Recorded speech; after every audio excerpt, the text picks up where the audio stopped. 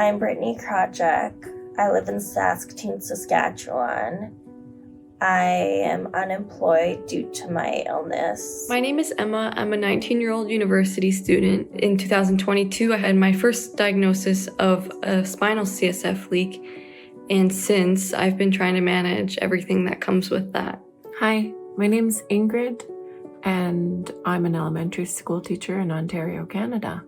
And I suffered from a CSF leak in March of 2016. Hi, my name is Jolene Hanrahan, and for 4.5 years, I suffered with a spinal CSF leak. I am Paul. I live in Calgary, Alberta. In June 2015, I fell and hit my head, and that was pretty much that. My life changed in an instant. My name is Pierre Bergeron. I have been sick from the CSF leak problem since October 2017. Before I got sick, I was happy and healthy. I was very active. I did lots of canoeing and swimming at our cottage. I never had any type of health problem. I hiked, I played golf, I rode a bike. Life was good. I know I'll never forget the day that my symptoms started, but I woke with an excruciating headache. I was covered in sweat from head to toe. I could only be upright for a certain amount of time, and that amount of time has decreased over time. And ultimately, sleep was the only relief I would get. Britt's symptoms started as early as the age of 3, and then by the time she was 10, she became completely debilitated with her symptoms. It was even difficult to have a simple conversation with someone.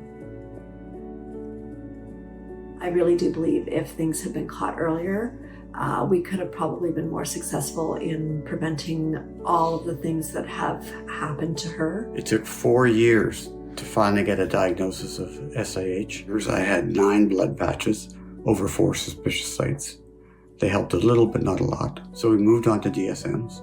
I had 4 DSMs done here in Calgary before they no longer were available to me here. The province sent me to the United States, where I had 8 DSMs and 3 embolizations for venous fistulas. To travel for a person like me, who could barely sit up for any length of time, is hugely onerous. And we've got to get to these things done here in Canada. My road to being diagnosed was extremely long and very difficult. I just kept going with the same symptoms to the ER, and they kept telling me they didn't know what to do with me. And then, of course, because I had just turned 50, that it had to be a hormonal imbalance. I had my first blood patch a year after I started leaking, and I had immediate relief within 10 minutes. Unfortunately, I was leaking again within about 6 weeks, and it took me another 9 months or so before I was able to be treated with a multi-level blood patch at Duke University. For my first leak diagnosis, I had a team of 3 pediatric neurosurgeons, and I had an MRI. However, the leak was found through a cisternogram. I had the leak surgically repaired. However, my symptoms returned shortly afterwards. Nearly a year and a half later, I was able to go to the Mayo Clinic for the photon counting CT myelogram, and that was able to detect 2 leaks, and I further had an embolization.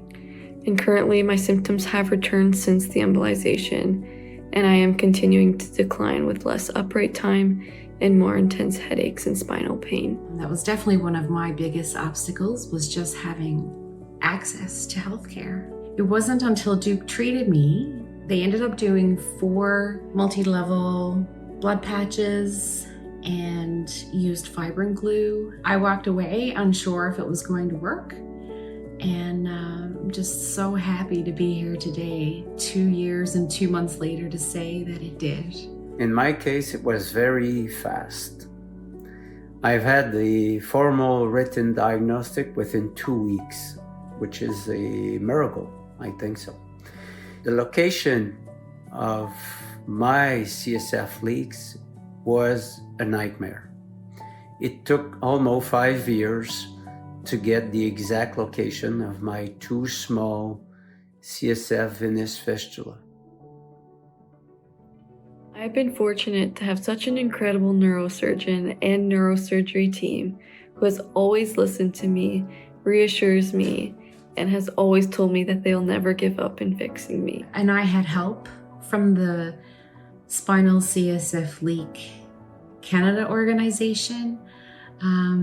They were just beautiful souls who tried to help me. We have had a wonderful neurologist here in Canada who has really believed in Brittany throughout these last 20 years and through all of our stuff.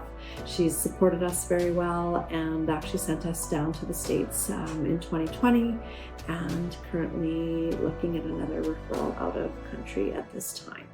My two local doctors, one neurologist, one interventional neuroradiologist, have helped me a lot. And also a few doctors from outside, from Calgary and also Minnesota. I will be forever thankful to them and their staff for everything they've done with me. I can honestly say this is the most devastating thing that I've ever gone through. I wish doctors understood the severity of the pain and just how completely debilitating it is. I also wish that doctors would collaborate more with other doctors.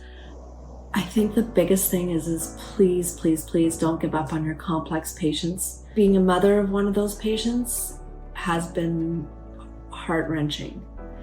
And you're all we have. If I had one thing to say to physicians is that I would really, really hope that they would go back and review some of their patients, because really what I was told up until almost a year into my searching for answers was that I was 50 years old. Clearly I was having menopausal symptoms and that I should go home, have less stress in my life, and get lots of sleep and lots of exercise, and could I possibly meditate? I think that every single doctor should know the symptoms, and every single neurologist shall know how to do a diagnostic, knowing exams and treatments for all, let's say, CSF leak types. People are suffering too much from this condition. It's not acceptable. SIH is a cruel disorder. It affects not just the patient, but it affects the lives of the people around him. You become someone else's burden. And I know that some people don't even have someone to care for them. SIH isn't just a leaking of fluid from one's dura. It's a leaking away of one's life.